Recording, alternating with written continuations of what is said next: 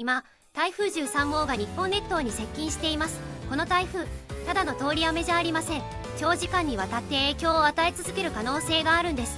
気象庁では警戒を呼びかけており、特に土砂災害や川の増水に注意が必要。さらに気になるのが台風15号の動き、立て続けに襲来する可能性も視野に入れて、今後の予報が重要になってきます。最新の気象情報をしっかりと確認して、備えを整えておくことをお勧めします。安全第一で、この時期を乗り切りましょう。チャンネル登録と高評価よろしくお願いします。